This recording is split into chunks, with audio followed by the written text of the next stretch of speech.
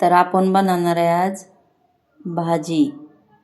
तर ही कुठली भाजी आहे तर नक्की मला कमेंट करून सांगा.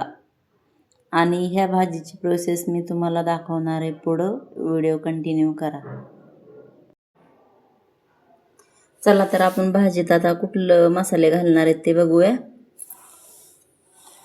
तर ही आहे मी 1 चमचा मिरची पावडर घेतली, थोडासा लसूण घेतलाय बारीक करून आणि ओबडधोबड शेंगदाण्याचं कूट घेतलेलं आहे. आणि कढईत 1 पळी तेल टाकले. जेवढी भाजी आहे त्याच्या हिशोबाने कढईत तेल घातलेलं आहे. चवीनुसार मीठ घालून घेऊया आपण. आणि आता घालूया त्याच्यात भाजी.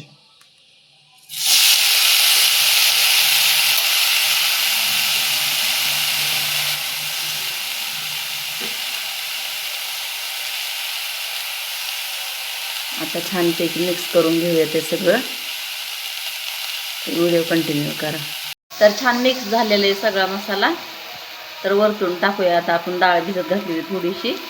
तुरीची डाळ घालते मी. तुम्ही पण डाळ घालू शकताय कुठली बी. त्याला डाळ मटकीची पण चालती, मुगाची पण चालती, पण मी तुरीची घालते.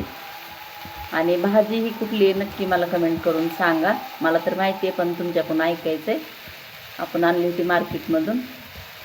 शेतकरी आहेत त्यांना तर सगळ्यांनाच माहिती असेल ही भाजी कोणती. तर पण सांगा तुम्ही पण मला. मोबाईल हाताने भाजी टाकली त्याच जागेवर पडली सगळी.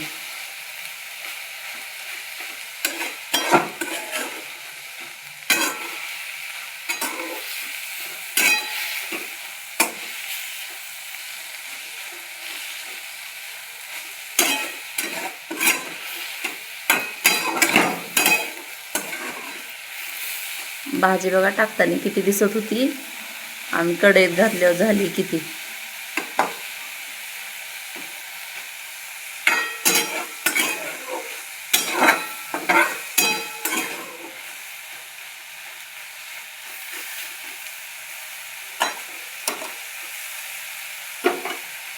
आणि आता घालूया आपण त्याच्यात शेंगदाण्याचं कूट.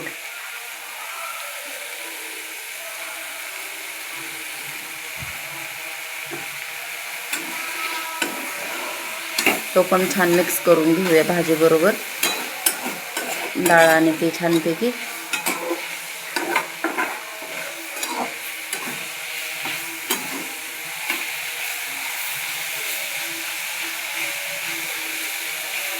आणि ह्याच्यात थोडंसं पाण्याचा शिपका मारून आपण ताटाने ह्याला झाकून घेऊया 2-3 मिनटं.